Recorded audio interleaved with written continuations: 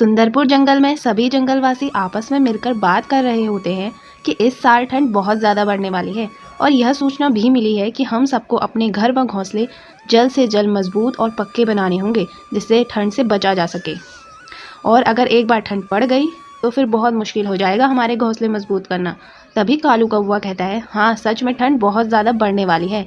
मुझे भी महसूस होने लगा है कि जैसे ही बर्फ़बारी या फिर शीतलहर पड़ेगी ठंडा इस बार बहुत ज़्यादा बढ़ने वाला है।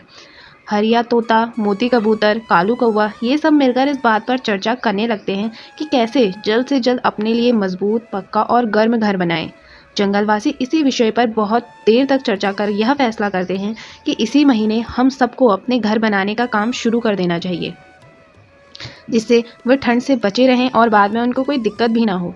तभी कालू कौवा टीनू चिड़िया के पास जाता है और वह उसे खबर देता है कि टीनू चिड़िया, तुम भी अपना घर जल्द से जल्द मजबूत बना लो, क्योंकि अगर एक बार शीतलहर पड़ गई तो उसके बाद बहुत मुश्किल हो जाएगा हमारे अपने घरों को मजबूत और गर्म बनाना। तब टीनू चिड़िया भी कहती है, हाँ कालू भैया, मैं भी आपके साथ कल से ही काम में लग जाऊंगी और अपने मजबूत घर के लिए सामान इकट्ठा करूंगी। फिर वे दोनों साथ में मिलकर काम करने लगते हैं और सभी जंगलवासी काम कर रहे होते हैं। कोई लकड़ी का इंतज़ाम कर रहा होता है तो कोई खाने पीने के सामान का इंतज़ाम कर रहा होता है। सब धीरे धीरे अपने घरों को मजबूत और गर्म बनाने के काम में लगे रहते हैं। वहीं दूसरी तरफ मस्त मिजाज शीनू कौवा भी होता है, जो बिल्कुल मौज मस्ती कर रहा होता है। उसको सूचना भी मिलती है लेकिन वह फिर भी अपने काम नहीं करता और वह मज़े से अपना इधर उधर घूमता है और मस्त मौला होकर अपनी ज़िंदगी के मज़े लेता है। फिर एक दिन हरिया तोता उसके पास जाता है और उससे कहता है, अरे ओ शीनू कौवे, क्या तुम्हें काम नहीं करना? तुझे यह खबर नहीं मिली कि इस बार शीतलहर बहुत भारी तरीके से बर्फबारी लेके आने वाली है और हम सबको अपने घर मजबूत बनाने हैं ताकि हमें ठंड से कोई नुकसान ना हो सके। तो शीनू कौवा बोलता है, अरे हरिया काका, तुम जाओ, तुम करो ये सब काम मैं नहीं करता।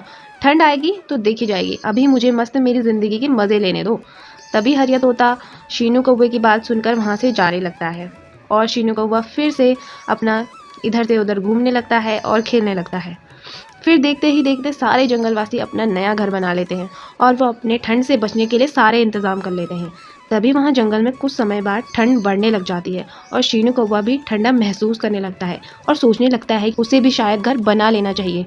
और अचानक से एक दिन रात को बहुत ज़्यादा बर्फबारी हो जाती है, जिसकी वजह से उस दिन सब लोग अपने घर में होते थे, लेकिन शीनू कौवा बेचारा एक पेड़ के नीचे ही अपना गुजारा करता है। तभी अगले दिन शीनू को यह सोचने लगता है कि हाँ, घर बनाने की सच में ज़रूरत है। अगर ऐसी ही ठंड पड़ी, मैं तो कुछ ही दिनों का मेहमान रहने वाला हूँ।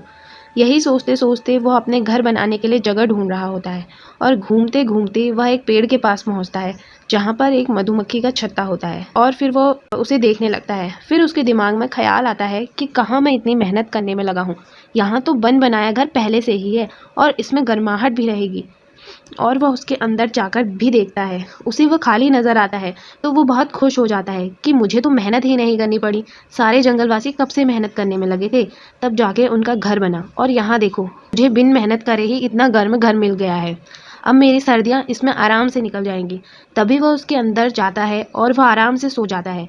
फिर रात को वहाँ मधुमक्खी वापस अपने छत्ते में आ जाती हैं और शीनू कौवे को अपने छत्ते में सोता देख उसका बुरा हाल कर देती हैं। तो दोस्तों, इस कहानी से हमें यह सीख मिलती है कि अपना काम हमें समय से पूरा करना चाहिए और कभी भी किसी भी काम के लिए शॉर्टकट नहीं ढूंढना चाहिए, क्योंकि मेहनत से किया हुआ काम हमेशा सफल होता है।